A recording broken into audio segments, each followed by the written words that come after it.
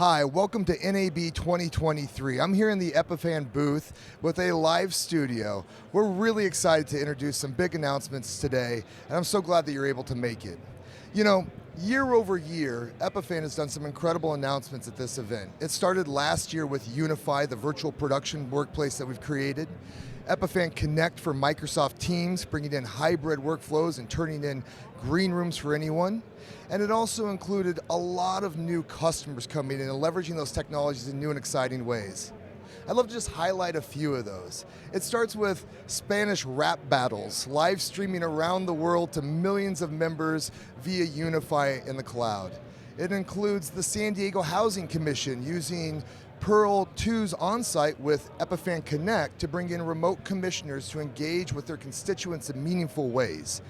It includes a university in Norway, NTNU, using Epiphan next to Crestron and Panopto to fully automate lecture capture and deliver a higher quality experience for the students both in the room and remotely, while making it easy on the professors to simply walk in, scan their badge, and go. So what is this about? Well, it's about our promise to the industry, which is broadcast without barriers. We believe in making every space a studio, every video an experience. How do we do that? Well, we engage with virtual on-site and hybrid events, allowing you to capture, enhance, stream, and record professional AV signals from anywhere in the world. We want to support any workflow you create and or need to do that. So, what brings us today? Accessibility, the opportunity to bring in new partners and to address a broader marketplace. And I'd like to invite some important guests to the show to join us. First, Steve's here with me in the booth. Steve Vonder Haar from Wainhouse Research, formerly, now the Futurum Group. Absolutely, you're absolutely right there, Nick. The Futurum Group, I'm a senior analyst with our research firm, focusing on the worlds of enterprise streaming. Well, we've had a chance to engage over this last year, and you've really been very supportive in helping and engaging on us as we take this journey. And so I'm really interested to understand your perspective today. And first off, I want to say it was great seeing you a couple weeks ago. I was going to say that it's great to see you in person, because the last time I saw you, we were actually doing an online session, or you were doing an online session, and I was an interloper from outside. I saw you doing your webcast. It was promoted on LinkedIn.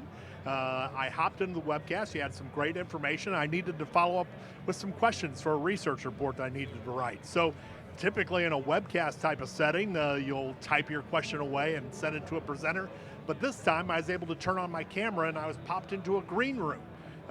What's a green room? It's a place where you can kind of prep yourself before you go on stage. And producer was able to make sure that my audio was good, my video looked fine, and in a matter of literally 20 seconds, I was on the air, on screen, on video with you, asking my question live from my desktop. And that was a great way to participate remotely, and it really shows the flexibility of being able to do this type of what I call soft video switching from the cloud in a way that creates new types of content. Well, one of the things I loved, and thank you for joining, is that interactivity, right? It really makes the live aspect sticky. Speaking of which, if you're watching live right now, later in the show, we'll provide a link in the chat session and in the feed that'll let you kind of come in and join this event yourself and ask the questions live and in person. Also, feel free to use chat, and we'll get those questions at the end. But, Steve, back to you. So, talk to me about how you see Epiphan in the world. Well, really, Epiphan has been one of the legacy encoding providers in our marketplace. Essentially, encoding is the process of taking your raw video and converting it into a digital format that makes it suitable for use in a broad range of online applications. And so Epiphan has always been a leader in terms of helping drive that digital revolution for making video something that's usable in the online realm. That historically has taken the role of you producing lots of great Perl encoders. A great product line, tons of people use Perls, but I see Epiphan is now taking encoding to the next level, taking it to the cloud, being able to take that same kind of digitization and being able to manipulate video in productive ways and making that accessible from a cloud-based solution as opposed to just having hardware on site doing the job. Well, I think it's spot on. One of the things I've been talking to guests about as they've come to the booth this week is how we have the smartest edge encoders in the world, and how that's really starting to redistribute the way we think about labor and where we apply our knowledge workers versus our technicians, and helping to fundamentally bring this industry into more event types. Yeah. What do you see when we think about Epiphan and our devices? How important is universality when we think about all the unpredictable elements organizations find when they're trying to create great video? Yeah, so in some cases, you have organizations out there that think that they want to use one platform, one solution for creating video, but the world really just doesn't work that way. People have different preferences in terms of the software solutions they like to use, the types of equipment they like to employ in their day-to-day video creation efforts. So if you make people use a single platform or a single solution, you're really locking them in a video jail. You're not able to really unlock their creative potential because you're forcing them to use the solution that you wanted them to use instead of the solution that they're most comfortable with. So in terms of universality, the more that you can implement solutions and infrastructure that support a broad range of platforms, you're going to be able to say yes to a broader range of content creators when they ask you, can I use this? Can I use that? You want to be the person who says, absolutely, go right ahead. We have the infrastructure to support it. So universality makes you a better video content creation producer overall because you're really adhering to the needs of the content creators themselves. I also feel like we remove some of the stress for the humans. You know, when you get those paths, I always describe it like the Apollo 13 scene where they dump all the parts onto the table and they say, we got to get this round thing into this square thing in an hour. Right. You know, and we've all been in that space. And I think, open ecosystem, universal tools help empower that. Absolutely. You know, let me ask a question. What's our greatest challenge? So, like, what's something that Epiphan's facing as far as a headwind? So, in the marketplace today, it's the matter of getting people to really begin to embrace video as a full-fledged, not only communications tool, but an information gathering tool. So you see the combined trends in the marketplace today of advanced data manipulation via what people call artificial intelligence. Sure. I'm a little dubious of the AI term, but nevertheless. A lot of smoke and mirrors out there, let's be honest. But the fundamental principles underlying AI are critically important, that because video is a data-rich file format. We need to think of video not only as a medium, but as a type of data. And for organizations, being able to manipulate video in a way that helps you process the information that's embedded within video paves the way to leveraging video not only for employee training, town hall meetings, webinars, for generate sales leads, but also as a tool that can help to capture your day-to-day communications activities and then archive that material and really leverage AI and data analysis tools to bring the right piece of content back up when you want to see it. So really when we see the challenge facing the marketplace today, it's let's get people using video more actively, more broadly, more universally. And if we do, we're going to have a great resource for capturing institutional knowledge and really building business benefit across a broad range of organizations if we just use video more. Well, I love it. It's a video-first approach, and yeah, it absolutely is. You know what we're going to bring in now is the folks that started that video revolution to begin with. You know, that's Zoom, and I'd love to have Andy Carluccio join us. Andy, welcome to the show. Thank you for joining today. Where are you joining us from? Well, thank you again for having me. I'm joining from my hotel room overlooking the parking lot of the convention center. So, really happy to be here. It's an illustrious life we live. So, what's a company like? So what's a company like Zoom doing at a place like NAB? You don't belong here. This is a media and entertainment show. Yeah, well, I certainly have heard that quite a few times, and I think that we can trace a lot of this conversation back to last year's NAB, where I was coming and looking at the broadcast market and how Zoom could be interacting at that. And I stopped at the Epiphan booth, and three things stood out to me at that point.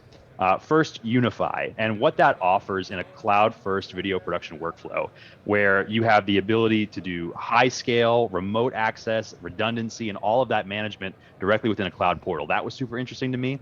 Then I was thinking about the edge encoders with a value multiplier of a cloud backend, and what that looks like when you have these smart edge devices that are able to communicate with each other, as well as all the different routing that can take place with that cloud backend. And then number three was the power of fusing remote contribution technology with the Epiphan Connect platform and what that can enable, both from remote contribution from bringing in the guests, as well as the ability to say, hey, anything that's in my cloud infrastructure, I'm going to push that back as using Zoom, for example, like a CDN.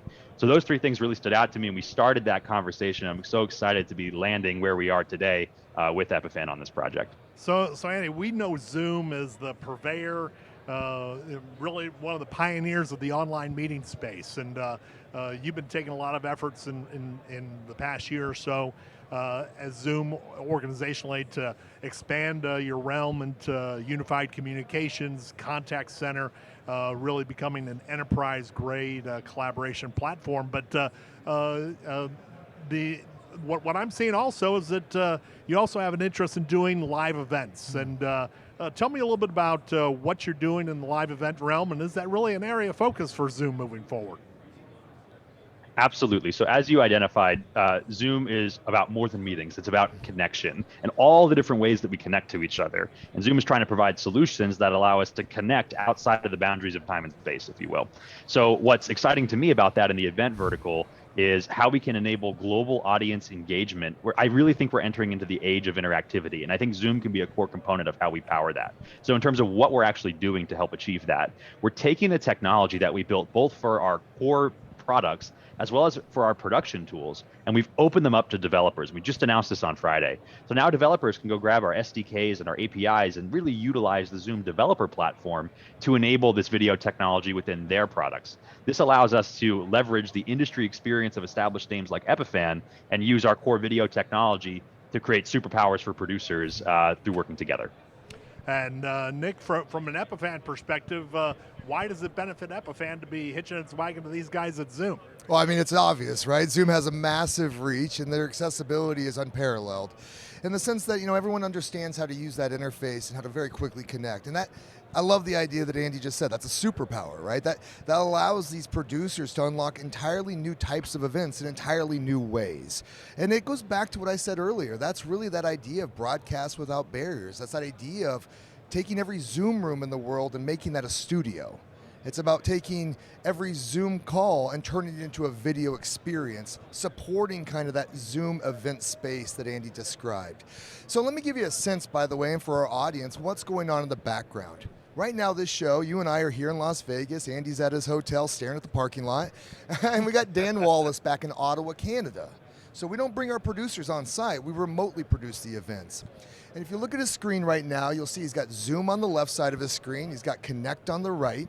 And what that allows him to do is to take those Zoom extractions and full HD isolated audio. I pull him out of the Zoom meeting, which is effectively a green room, as you've described, right? Dan's participating in that meeting as well with us right now. He can whisper in our ear, but won't be heard by the audience that's out there. We extract that in 1080p, 30 frames per second, really high quality video out of the Zoom server. So it's a cloud-to-cloud connection. Again, unbounding where you put your people. Really, the magic happens in the cloud, doesn't it? Exactly. And what that does is allows us to do a lot of really cool things. When we're doing our tech check the day before, we can get a sense of people's connections and make sure that the quality of the signal's there. We can manage their audio, their video. We can route them then seamlessly into any Epiphan device, or we've also created a universal SRT workflow, so we can tie into any of the 400 plus SRT Alliance members' devices. And this ultimately provides the freedom to create that production event on the right-hand side. And so when I look at Dan's screen on the right-hand side, I see the switcher that's associated with Unify and the Pearl family, but that could be anybody's switcher anywhere in the world. Yeah. So, Andy, I guess the $1 million question for you is, you guys already do ZoomISO. Why do you need these guys? Yeah, absolutely. So, and I appreciate the question because, the approach that we've taken with the ZoomISO project is to create better technology at Zoom for production. So the liminal apps, ZoomOSC, ZoomISO, and that tool set is designed to be something that forces Zoom to build better technology that we can then put into our developer platform. So the way I think about ZoomISO is it's a downloadable software client for the Mac, and it's supposed to be this open-ended connection to third-party systems. What we're really excited about is taking the core ingredients that we use to build ZoomISO and then going to Epiphan and saying, from your perspective and your cloud-first workflow and the way that you, again, interact with those edge devices, how do you think this should work and what value can that offer to customers? So again, I think this cloud-first mentality, remote contribution, cloud to cloud, the synergy of edge devices and cloud-based switching, all unique value adds, right, that Epiphan is bringing to the table with their platform. So we're really excited to be taking that technology and bringing it to them and saying, how do you think about it? And offering, I think, really unique value to customers at the end of the day. Really, Epiphan becomes an application that layers on top of the Zoom platform to help you create more value out of your Zoom experience. That's exactly it. Absolutely. In the coming weeks, as we roll this out, we'll further integrate deeper and deeper into Zoom, and it'll allow you to have that bridge between the common video conferencing that's accessible to everybody, and then layer that up into a video production, push it to a CDN, or push it back down into Zoom. And that's such a powerful way to rethink these events and go to that video-first approach you're talking about. Right. Absolutely. Well, so here, a quick question before we start to get Q&A. Reminder, click on the link, join our Q&A. Now's the time if you want to come ask a smart question of Steve or Andy or a dumb question of Nick Milani. I'm here for you. Here's my question to you, Steve, and to Andy. This is the 100th year of NAB. This is my second, so I've been to 2% of them, according to my minor mathematics. You gentlemen have been around a little bit longer in this industry, and I'd just like to ask you, what do you think this all means to the industry at large? Oh, we're really talking about the democratization of video production and really enabling individuals to have the tools in their hands that help them make videos that look maybe as good as what you see on CNN when you're watching the news at night, or you're able to essentially take a basic desktop camera feed and transform it into a platform for creating video that's good enough to share externally with social media via social media platforms and other venues. So it really becomes a tool where we can do a three-person interactive video event here and create a video that's good enough to share on LinkedIn or Twitter or any place else. And for organizations in particular, that becomes a tool that enables new forms of marketing, new ways to get the message out. That if a photo is worth 1,000 words, what's a video worth? Well, you can do a lot in a video, and being able to present yourself in a high quality manner with solid production values, you can look good leveraging the Epiphan Connect tool, as we're seeing in this event right here. And it's going to be real interesting to see the creativity that people apply when the tool is in their hands as well. Amen. Amen. Yeah, Andy? absolutely agree with you. Yeah, and I think that not only is this going to allow us to create really amazing content, but we're going to be able to do so at extremely low latency. And what does that mean? It means that we have the opportunity to interact with our audiences at a global scale. And to me, that is a huge value add, because now we have things, like you said, that look broadcast quality, or maybe even better than broadcast, to be frank with you. But I also think that now the ability to do all of that with the ability to have the audience engage with us and actually affect the media that we're creating gets the audience directly invested in the outcome of what these brands are trying to do. So I think that we're building that community first approach through video as the thing that binds us all together, and we can think about how to interact at a global scale and have real interactivity with those audiences. I think that's going to be a huge value multiplier for brands at scale. I love that. I love that. And I'll just add from my perspective, being the newbie in this industry, I did spend the last 25 years, though, creating video content in multiple industries. And what I found is that we oftentimes resisted doing video. We resisted it because it was perceived as being complicated, expensive, and too much of a burden for the return. But now what we see in the world, 25 years later through my career, is it's a video-first world. We look at video constantly. So how do we efficiently and effectively create that video content, engage with people in a live way, driving interaction, as well as extending the content afterwards through on-demand assets. And that's part of that last part that we haven't talked about here, but we're using this tool to do pre-records for folks. We're using this tooling to really gather great content to then mix together for some of our other assets as well. So it's unlocking a ton of potential. Right, you have to begin to rethink your concept of what video is. We talked earlier before that a lot of people see video as that that piece of content that you consume at night when you're sitting on the living room couch. It's just a piece of media coming at you. Really, when we look forward with the types of flexible platform tools that are emerging for managing and manipulating video, we see video not only as a medium, but as something that can help us drive better communication and better interaction, and become a source of a reference source for organizations, because once that video is done, it just doesn't sit on a hard drive somewhere. It is now, through AI, more searchable, where you can get to the right piece of video, delivered to the right person at the right time. Hey man, and I'll also say too, sometimes it's just internal events. You know, the ability we used to do, you know, before we had any of these tools, we used to get together in big groups, and I would stand on stage, I would hold court, so to speak. I would make sure that I had my assets matching my words, everybody's focused on me. And COVID really broke that paradigm. And I think we're kind of putting that back together now. We're kind of putting Humpty Dumpty back together so that we can have really good, meaningful communications without forcing people to be on site, because that's also a silly request of the people. But you also, COVID and the pandemic have also driven the ability and the understanding that we can do these things remotely. So if we have the tools to combine those in-person presentations with viable input from guys like Andy over at the hotel, it's the best of both worlds. Amen, amen. All right, well, let's do this. Let's bring in some questions. I'm going to introduce George Burchell, who's our head of marketing. He's been in the background kind of monitoring chat and has some questions for us. George, what do you got? Hey everybody, this is great. You know, I am the marketing guy here, so this is a question for you, Nick, and it's from me personally. Can you tell the people when Connect is available? It's a great question. We're running the show right now in Connect for Zoom. It's in staging, going through the final QA, right? We want to make sure that we have a robust tool that video producers can rely on, because it's mission critical stuff. We're expecting it in May. So the beginning of May, it'll be available. I encourage everyone, though, to go and sign up for Epiphan Connect today. We have a sandbox in there that you can play around with. And as that Zoom functionality becomes available, we'll make sure that we follow up with you and give you kind of an exclusive offer to use the tool for the first month free. Beautiful. So as we've mentioned a couple of times in this show, we're trying to get people into this show, not just asking questions in the forums, which is great. And what we're learning, though, is not everybody is as bold as Steve and willing to step up to the plate and go, yeah, sure, I'll enter some show randomly. Like, people can be it's a new experience, right? Yeah, the funny part with that show that Steve joined is, I recall once the first person joined, we had about 6 join. Yeah. It was like nobody wanted to be the guinea pig. Yes. So, you know, this is the truthfulness of the events we do. We try to be very transparent and genuine as a company. We don't have any seeds out there that we've planted to join live, so we're relying on you to actually call in and come in. Maybe one of my family members is watching, will help me out.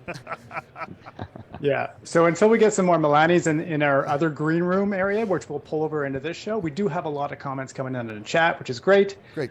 Somebody is asking, is the Zoom a WebRTC feed that's converted into SRT, or is the native camera available as SRT on Epiphan Connect? So maybe, Nick, if you could sort of go behind the curtain a little bit, explain how this is all coming together from a infrastructure point of view.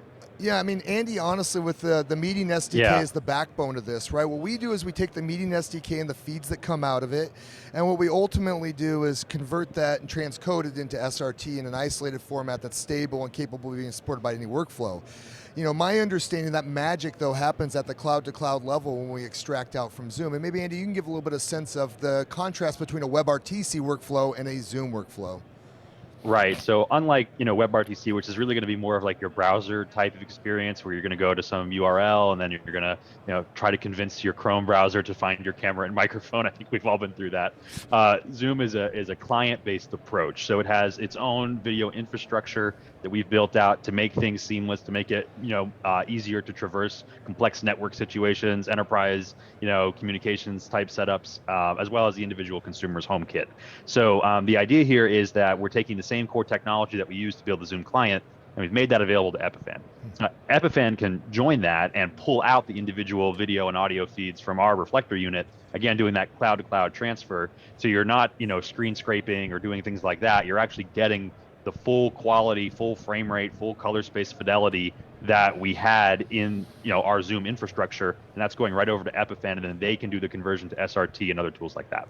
Speaking of screen scraping, by the way, one of the things that I love, and we didn't get a chance to highlight earlier, is that we take content as a separate channel, as an example. So, traditional ways of doing this involve laptops with HDMI into a production board. You're cropping a specific area, and God forbid anybody change anything on their video or screen share, all hell would break loose in your production center. But with our tool, because we are in that cloud-to-cloud extraction, we're able to isolate the video feeds from the content feed and even create a return feed to push it back into Zoom so that we all have a sense of where we're at in this event today. So that really enables a different kind of approach and a different philosophy. And these are the nuances that I think really, frankly, improve the lives of the people that, have their necks on the line, so to speak, when they're producing an event. And really, when you're looking at on-demand capabilities, that ISO is an important element as well for post-production. So often you do a webcast and you have somebody say something really insightful, and but they're not on the screen because it's a 3-second delay until that person appears on the screen. With the demos that you've shown me of Epiphan Connect, you're capturing each individual video feed as its own data file. Yep. So if you go into post-production and you have one 10-second snippet of beauty that you want to highlight and post to social media and shout to the world, you're not encumbered by having that person not being on camera for the first 3 seconds of that. You just go into their ISO file, grab the full clip, use that in post-production, and it gives you more flexibility in terms of the way you repackage the digital video buffalo, extending that content, right?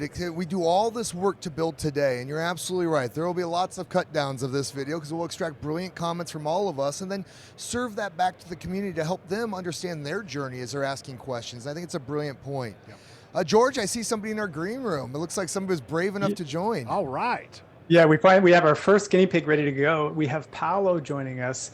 Paolo, I don't know anything about you other than you're on our Zoom call, and please take advantage of the guests here. Hello, Paolo. Hello, how are you? Very well, sir. Thank you. Happy Tuesday. Where are you joining us from? Italy. Oh, I'm lovely. from Milan. Wonderful. Yeah. Lovely, beautiful. Yeah. Thank you for joining us in your evening. First of all, thank you very much for this new information. It's very interesting, of course, for us, and I think for all other people. What I'm interested in is to understand if I can also use the shared content that I can have during the Zoom meeting call, standard call, and also the whiteboard. All these data are available information that I can use inside my production, separated from the webcam of all the attendees of the. It's a great question, Paolo. I think one of the secondary extractions we get out of the server is that content channel and that content feed. Part of the power of this relationship, from my perspective, Andy, and I'd love yours, is that once we've created these connections into your SDK, we can start to evolve this business together, and we can start to look for things like whiteboards as another separate data feed that can be extracted from that server. And as Zoom continues to create world-class enhancements, it's our hope that we'll continue to extract those out and provide them as isolated feeds for us to go convert into productions. What do you think, Andy?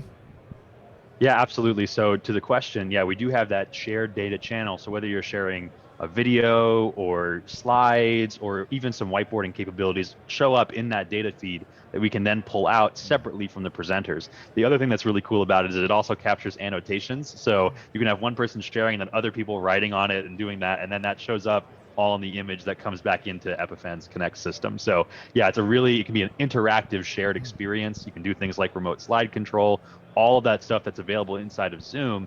Again, it's exposed through our SDKs, and then Epiphan can leverage them for the Connect product. Perfect. Thank you so much. Thank you, sir, Absolutely. for joining. Well, I think thanks, Paolo, for stepping up. And I think Paula's question is an absolute great example of how this applies in day-to-day marketing events. You have a product launch, and typically you're a preacher on the mountaintop speaking on a one-to-many basis, hoping that somebody's listening to you. And mind share is hard to get. People are going to give you 30 minutes, an hour to get your message across. Right. If you can take that time, you can take that full hour talking straight at them for a full hour, or you could really foster engagement by telling them what you're all about, what you're doing with that particular webinar, and then listening to them. Come back and have them give you feedback, just like Zoom just got feedback on its product right now. Now we got another checklist on the list for Andy to go work on. Well, I think that the reason why I'm smiling, Paolo, I really appreciate you joining from Italy. It's is that I always say that a lot of times the imagination of the industry lags the technology. And for me too, I hadn't thought about that application yet until he comes on and talks about it. And it's like, hey, this will unlock real workflows for people. And there's, as Zoom continues to innovate, Epiphan will innovate alongside as a partner, and this becomes that relationship. And it's something that, Andy, I've been really excited about. George, what else we got over there? Yeah, there's a lot of people who really want to know how this sausage is made. So we could probably spend an hour talking about all the pieces that came together and all the things that Dan Wallace and myself and our team on the show floor were doing over the last 2 days to get ready. But what we'll do is we'll package this later, and we'll send out a much tidier version of that story so everybody can understand, all the bits and pieces along this. But we have questions about, someone is asking, they say the rate limiting step of remote production is getting your video into the cloud. So how has Epiphan and Zoom positioned this to make this a seamless process? Well, I think that's the beauty inherently, is that we start in the cloud to begin with, and we never leave the cloud, right? A lot of historical examples require us to use a PC in a room somewhere to then extract, whether via HDMI or via other third-party tools, to try to get it into their production board. Here we start natively in cloud, so from there we're able to do anything with it. We can pull it down to an edge device like the Pearl family. You could bring it to any one of your, Grass Valley, Evertz, High Vision, blah, blah, blah, blah, blah, 400 companies that support SRT. But when you originate in the cloud, that fundamentally removes a lot of the error and failure points. It fundamentally improves the reliability, and also offers, not for nothing, some redundancy. We oftentimes will send multiple Connect instances into a single meeting so that we can get it to 2 different producers, so that way we can have a backup if something goes wrong. So that's a little bit my perspective on it. And Andy, Steve? All I can say to that question is, Zoom has been sending video to the cloud for more than a decade. So, Andy, I think you got this down, huh? Yeah, I was going to say, I think, our mission is this frictionless communication system designed to be able to bring people in. And I think that, through the past couple of years, that has played well in our advantage. That it was really easy to get on board and connect with your family or connect with your colleagues through the Zoom platform. And obviously we exploded during that period of time. So I completely agree. And from a remote contribution perspective, the beauty is, for the remote guest, it's as simple as joining a Zoom call, right? And now you've got them into that cloud production ecosystem. They don't have to be, setting up relays and encoders and all that other stuff to try to get through that, their network infrastructure. You're not worried about double NAT. You're not worried about any of that stuff. You're just logging into a Zoom call, even from a mobile device, right? And now we've got you into the production feed. Yeah. Speaking of which, we have another guest who's jumping in here. Cool. We have Dennis joining us. So Dan, whenever you're ready, let's bring Dennis in. How can we be of service to you, Dennis? Hey guys, I'm in the live events and video production space as well. I've been taking a bunch of brand companies and helping them transition from the exclusively live into the broadcast medium over the last 5 to 6 years. For me, the power of ZoomISO especially, and the edge use of the Epiphan Pearl, which we've been employing pretty critically across our systems, has been really useful. Epiphan Connect really does feel like that next level, where my clients specifically are always looking for that next value add is about audio sweetening. And I'm just wondering if you guys can speak to where you are currently in terms of being able to integrate, new methods of like DAW systems, things of that nature, with these products, and like where you see the integrations of being able to bring in those third parties who have like waves and compression and gating tools in order to be able to really drive that like high-end production audio component, especially when we're getting a lot of kind of average or poor first mile audio problems when we can't actually like send a rig out. Well, Dennis, first off, thanks for joining. That's a very thoughtful question. There's a lot to it, and I think that one of the things that you said at the very end there is that first mile, and I just like to link that back to why I always talk about Zoom rooms as being a really critical piece of infrastructure in this new world of cloud-based productions. Because I spent my career prior to being in this space working on Zoom rooms and working with Zoom to launch their first Zoom Room certified device. And the thing that certification process ensures is a really simple thing: great video, great audio, and great internet connection. So this enables you to, in that, even where the acquisition occurs, to provide a really nice outlet for your customers in the infrastructure they already know. Have your CEO go to their local Zoom room or their boardroom, or have whomever go to whatever Zoom room they need and simply join the link that you provided, and now they're going to be participating in that. The second component then is the fact that we're providing an isolated audio feed out of that server. So you do have control over those individual feeds, and you can kind of manage them from that point forward. The last thing I'll say is that as we look at the ecosystem, one of the brand promises I think that we've talked about today, and Steve mentioned earlier, and is this idea of universality. And so we're going to continue to expand our kind of alphabet soup of acronyms we support, right? You know, because that's a really important aspect to make it easy on you, Dennis, because you ultimately can't control what environment you're showing up to in some ways. And so making sure that we're arming you with the right protocols and the right approaches to support your business is how I look at it. Hey, I love acronyms, Nick. It's a tech analyst's full employment contract there. You get paid by the acronym, right? Yeah, paid that's by in the acronym. Future group. You gotta, okay, got it. Excellent. Andy, any other perspective from your experience in this space? I was just going to say the same. You know, I think that, you know, you also now, through integrating our technology, have access as we continue to innovate on our audio side as well. So we think about, you know, being the portal into that ecosystem. What things can Zoom be doing to improve, you know, our audio space? I think we are early on things like original sound. I think that's something that makes Zoom really powerful, is the ability to have these off-board devices and pass that audio into Zoom directly without it going through, you know, other things like echo cancellation and compression that are really designed for like the audio conferencing use case. I also think, you know, we just introduced like a low latency audio mode that I think is interesting. It's targeted more at a musician style use case. So as Zoom continues to innovate on its core technology, because Epiphan is building against that, those benefits are going to travel upstream to all of the products that you're using that integrate with us. It's a great point, Andy. It comes back to that partnership, and once we're connected, we can continue to evolve and define the market. It's fantastic. Dennis, any follow-up question for us? Does that make sense? Anything we should be thinking about specifically? No, it's just I feel like one of the real powers of this is that being able to do more. I think going back to the earlier part of the conversation where it was very difficult to convince live events producers of the value add of doing video. And the reality is that while most events for 500 people for a marketing event can get those touch points, it used to be so limited. It was a one-way contribution. I show you this thing, and that's right. what it is. And this is a classic example of where you guys are on the floor in NAB, you guys are around the world producing this thing. I couldn't make it to NAB, but now I can be a part of this conversation, and I'm just a person who like you are on the show floor, Dennis. Yeah.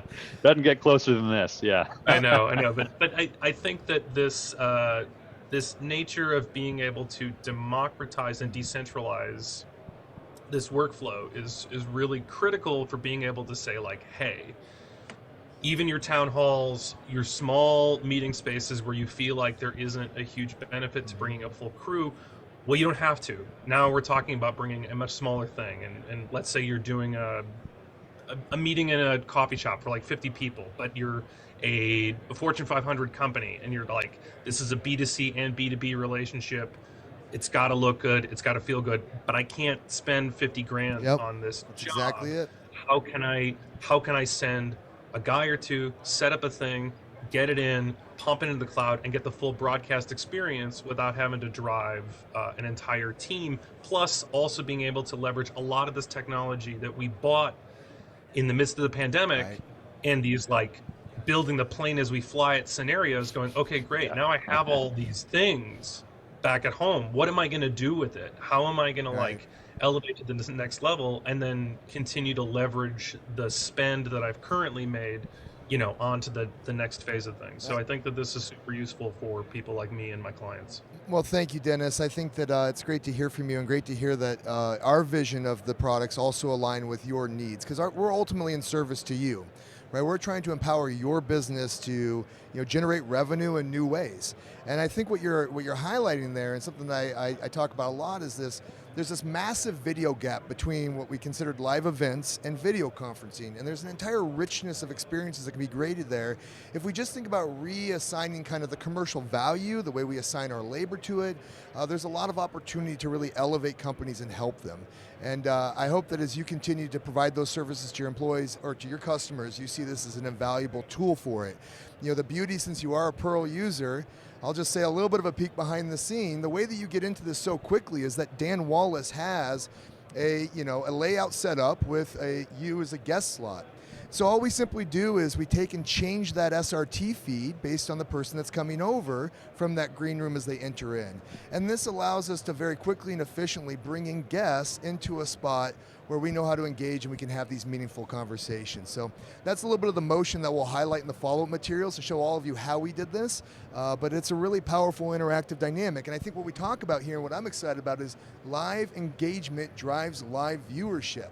Because too often people say, oh, watch the on-demand, which I bet's a coin flip at best if anybody ever goes back to that video. Thanks, Dennis, for joining us. Really appreciate it. Where are you joining us from, by the way? So I bought a house in September. I had a flood the next day. Oh, God. I'm rebuilding my office. So my new studio suite is all going to be down here. I've got some subfloor that's going in and rerunning fiber feeds, so. You're in the thick of it, brother. Congratulations on the new place. Sticky middle. Well, someday we'll meet in person and commiserate about floods and houses. I've been there with you. Sounds good. Take care, guys. Thank you. All right, George, Nice. what's next? Okay. Sure, we do have another guest waiting in the wings, but before we get to them, we're going to talk a little bit. There's some questions about, is this cloud offering a substitute for a service like Streamyard? So there's a whole spectrum of solutions out there. Full broadcast setups with 30 people, and then there's Streamyard at the other end. Where does what we're talking about today fit in? Yeah, so I think of it in a block diagram sense, right? We've got Zoom rooms, Zoom is the first kind of capture source. We're using Connect, right, to bridge that into our virtual production suite, Unify. Andy mentioned that earlier as something that he came and saw last year at NAB. That tool is a virtualization of a lot of what we've done in Pearl in the past, and is a great way to create scaled events in the cloud. That Spanish rap battles is an example of where they use that to brand and distribute the content to different countries. If you are using other third-party production tools, no problem. Connect still acts as that bridge to bring it over into any SRT capable workflow. And then ultimately from there, you can stream it out to anywhere you want to. In the case of Epiphan products, one of the things that makes us unique is that we can multi-stream. So we're taking the same video feed right now and sending it to multiple locations. And that's really powerful as we think about leveraging guests and how we can leverage individual brands and their kind of stream keys, as far as what the nerdy back end of it is, to magnify and amplify our story as much as possible. So that's kind of the way I look at the interaction. So I'll take it from an end user perspective. When you're using StreamYard, you're essentially instructing, if you have a remote user, you're instructing that user to click on a unique link. And it's a journey where if you're not familiar with it, you're not exactly sure where you're going, you're not exactly sure where you're going to land. There's enough uncertainty associated with the whole video production process for many individuals who are not that familiar with putting themselves on camera, that going to a StreamYard destination can be daunting, challenging at first.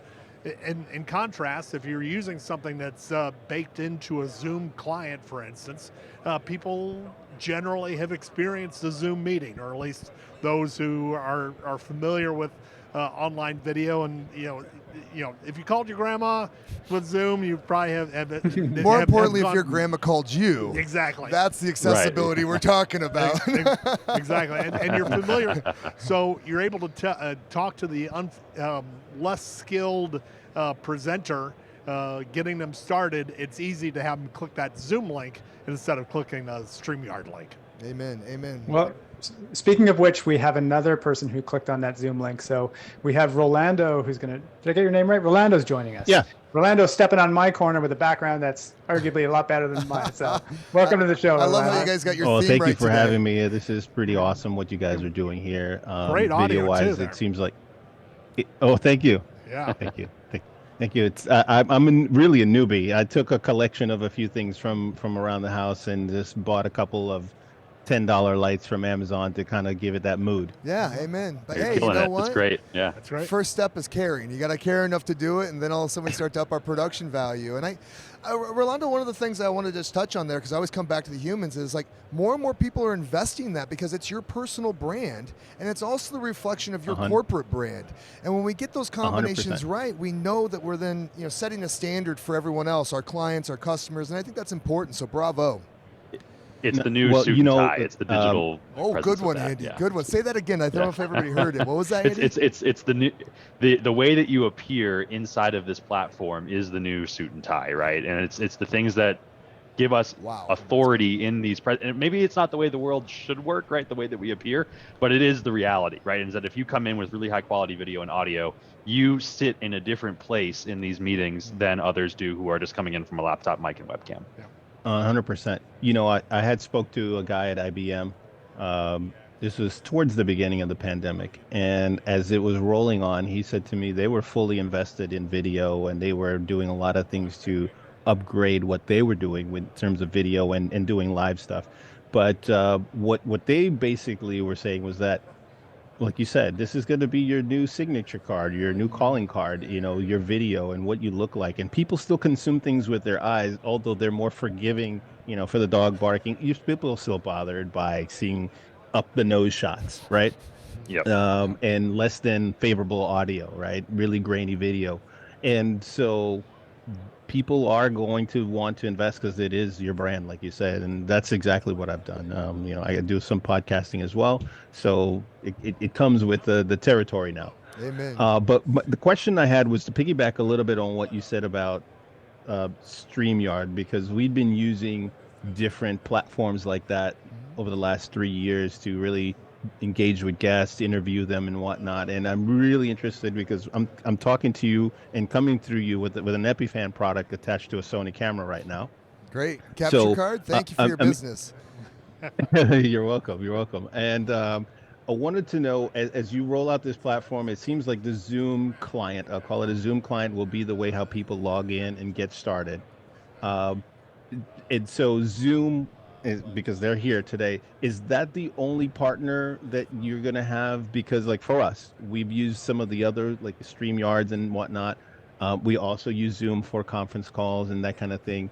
Is the vision so that to become a competitor, so that you become a StreamYard-like, in that you can bring people through your cloud service offering and using edge clients like Zoom, or what's that look like? What could give me a roadmap for what that's going to be look like in the next couple months? Andy getting the hardball question. I won't speak to Zoom's roadmap. Rolando, it's just really important to realize that the tools that we create are designed to work with everybody. So part of this evolution is that other folks that as they subscribe to this SRT Alliance and have SRT kind of certified devices, then this is a universal way, and it's an easy way for your client to connect. It removes that cognitive burden, as I think what Steve was describing earlier, of doing something unfamiliar. It also goes back to the Zoom rooms thing. You can't run a StreamYard link in a Zoom room unless you're going through a PC, and it's all going to default and it's going to be a mess. So make it easy on your clients to connect with the tool they know. Use Connect, which is a universal tool. You want to use a different workflow other than Perl or Unified, God bless you. That's great. That's why we did it this way. It's part of our brand promise is to not tie you into a closed ecosystem. Andy, I don't know if you have anything else to add. Yeah, there's one thing I can add on this is that I think that the architecture of Connect really does speak to a wide variety of ways of both pulling things in and pushing things out. So you do have, the conferencing providers as a means of pulling in, like we said with Zoom video as an onboarding for the guest, but you also have the ability to take a Pearl, plug a camera into it, and beam that up into Connect. Or you have the ability to take a Zoom guest and beam them out of another Pearl somewhere else for these, connected experiences that weave together the on-prem and the cloud piping, so that you have the opportunity just to connect anything that can plug into these devices now shows up in the same way that somebody who's joining from a Zoom call would show up into that ecosystem. So I think that there's a lot of interesting interoperability and the ability to open up an endpoint if you're working in the cloud first workflow and send it in that way as well, and then play it out into a Zoom call. I think all of these different things, you can come in and out from any angle. So I think that there really is a lot of unprecedented openness in the way that Connect is designed that I'm really excited about. Well, I'm excited about it because, as a business, when we service our clients, and we are a Zoom partner, by the way, it will provide another path for opening their eyes to integrating more of the Zoom architecture into the business. Because on the enterprise side, you can have folks that have Zoom alongside with Teams and a different phone system as well. So it gives us another reason to upsell the Zoom ecosystem, so to speak. Amen. And Rolando, one thing I'll just throw out there for you is you're continuing to take your journey and understanding these tools, and there's so much evolution happening on a daily basis, right? This is really an emerging market in a lot of ways, what we're talking about here. I just want to give kudos to the team behind the scenes at Epiphan. We really have world-class training tools. We've broken down a lot of our virtualized tools as well as our edge devices into quick 1-minute videos that help you understand how to integrate this into your workflows and simplify and demystify this thing. And that's really important to us, that transparency, that making it easy on everybody involved. So I hope that you continue to take that journey with us and you see for yourself. Absolutely. And by the way, Philip, you sound like Michael Kay, who's the broadcaster for the New York Yankees. I don't know who when I turned the broadcast on earlier, I'm like, did they get Michael Kay to do the I swear to God. Rolando, I until love I saw it, your man. name, I was like, oh, it's not Michael Kay. Maybe it's just it's an AI-generated sampler of Michael. Right. Well, I'm going to tell you 2 reasons why I love that. I've been on video a lot in my career, and every time I hear myself afterwards, I hate the way I hear. So I'm going to go listen to this announcer, and I'll feel a little bit better. I'm a Tigers fan, by the way, so we might be battling there. Yeah, for sure. Also, I My wanna other point cap, I something don't have out. my Yankees one, but Michael Kay is the. When you turn him on, you're gonna yeah, there's some familiarity there. Oh, I just want to say one other quick thing, and this is how you know we're doing this genuinely. My name's Nick, Rolando, and you wouldn't know that because in Zoom it says Philip Sandler. Well, why does it say Philip Sandler? Yes, it does. Well, because Philip Sandler is our trade show manager, and he's the one that logged into the credentials during the setup. Well, then I apologize. Oh, it's fine. I actually love this because there's a truthfulness to how we're doing this, and I want people that are watching to know we're using the tool. This isn't.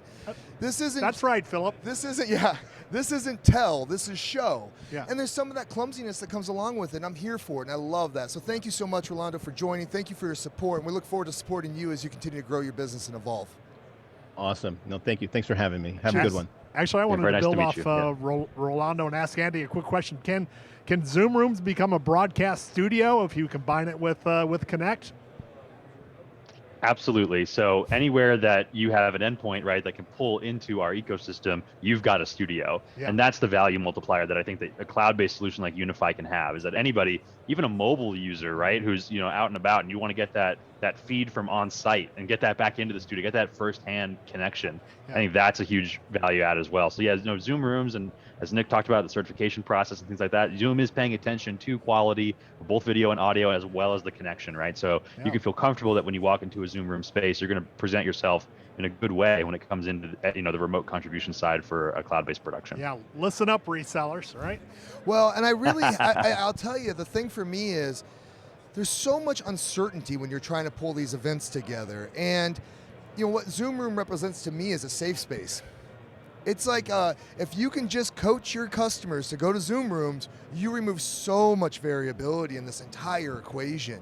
And that's hugely beneficial both to the people that are guests adjoining and to the people behind the scenes trying to make the event work. And so I think that's a motion we're going to see unlocked in a very powerful way with this tooling. Yeah, I'm excited about the idea of like a multimodal space as well. Like, yeah, we can go into this room and have a meeting, we can also go into this room and we can be Exactly. broadcast ready. I think that's a huge value multiplier as you're looking at designing physical infrastructure. Amen. I mean, if you already invested that money in those rooms, they're everywhere, they're ubiquitous. Why not leverage them for additional value? Why not make it easy when your CEO wants to join CNN and give them a place they can go into, again, with all the hassle. And frankly, when an event crew shows up, as a person that's been on the other side of that camera, it can be somewhat intimidating if somebody doesn't do that for a living. Yeah. A Zoom room is not intimidating. They use them all day, every day. So I think there's a familiarity there that's nice. Yeah, and years ago in the early days of streaming, we did a consumer and end user survey asking where do you produce most of your webcasts, and every year it came back 70% plus produced them from the conference room. So literally by putting a Zoom room equipped with Connect, you're already tapping into established behavior. People think of the conference room as their corporate broadcast studio, so it's a great compliment to bring Connect and Zoom rooms together in that manner. I love it because you're meeting the customer where they are. Right. That's a really powerful statistic. Thank you, Steve. I'm seeing we're getting close to the end of the event here, George. Do we have time for any more questions, or how are we feeling? Well, just on that note, people are kind of wondering where they can use this. So people are asking, can I use it in Zoom webinars? Can I use it in Zoom rooms? So you just talked about that. They want to use it for Zoom breakout rooms. Where does the boundaries fit for all the places, all the endpoints that you would say, Andy, for a tool like this? So again, by building with the meeting SDK, anywhere that the meeting client can go, so can Epiphan Connect, right? Which is so exciting. So breakout rooms, you should be able to take it and push it into a breakout room. You should be able to, join our webinar product as well. Come on as a panelist, bring Epiphan there, and then it should be able to grab the other panelist video feeds. Even our Zoom events platform, we now have joint flow where developers can take the ability to bring our meeting SDK through our APIs and get into our Zoom events platform as well. So it'll depend on how much is leveraged at each stage of the product release cycle. But from a Zoom perspective, we have given all the tools that are required to get to all of those places, and we're excited to see what developers can do to leverage that to bring production into all of those different spaces. All right. Appreciate that support, Andy. We're excited to continue to develop. George, I'm always sensitive of time. By the way, great job on content. We were at 21 minutes. Our goal is to never take up anybody more time than 15 minutes, but this was rich and great. And then really have this be that interactive environment. And what we're trying to demonstrate, again, show, not tell, is this new motion of interactive events without a huge staff. I mean, we're here in the booth. We got a couple Z cams tied into our local network, going back to a Pearl 2, up to our producer that's in Ottawa, Canada. Steve and I have some microphones with some basic, over-the-ear kind of speakers. And Andy's joining us, and we're able to pull this all together. There's not a sea of 20 people behind me. And yesterday, NAB actually stopped by to have me join their main page live and talk about Epiphan and this innovation, right? They were highlighting us as an innovator at the event. They had 7 people show up. And it's great. I look good. I felt good. That's awesome. And when we have that luxury, fantastic. But there's this whole other world that we're trying to unlock. So hopefully everyone's seen us demonstrate that. And again, for the folks that are out there with the questions, we'll follow up with the technical detail to show exactly how we did this. More importantly, May 1st, log in, do it yourself, push the buttons, test it, push the boundaries, and we are here to support you and make sure that you are successful in your day-to-day work. What do you think, George? Should we make that a wrap? I think so, yeah. All that follow-up is there's going to be a deluge of content around how to actually bring this tool into your life. And check it out at epiphan.com/Zoom. That'll bring you to the product page where you can try it, you can dig in, you can do all that stuff. So this has been great. Thanks everybody on this panel here for joining us. Very good discussion. Thank you so much, Steve. Thank you, Andy. I really do appreciate it. And thank you for the guests for joining. It is such a cool dynamic. I mean, that motion is just so powerful. This is the future of webcasting. We're going to look back 5 years from now. You look at the staid, old-fashioned type of webcast, somebody preaching from the mountaintop, and that's going to look so outdated. Yeah. So, but if you can integrate engagement, right, bring in your audience, it's so much more of a dynamic experience. I've enjoyed it as a presenter, hearing from the folks online. As have I. Well, on that note, no better summary to say thank you for joining, and please share with colleagues and other folks that might benefit from this type of technology, and we really appreciate your support. Have a great Tuesday, and again, live from NAB at 2023, I'm Nick Milani, Steve Von Haar. Andy Carluccio, George Burchell, and the entire team behind the scenes, Dan Wallace, Adam Palmer, thank you so much. Have a great day.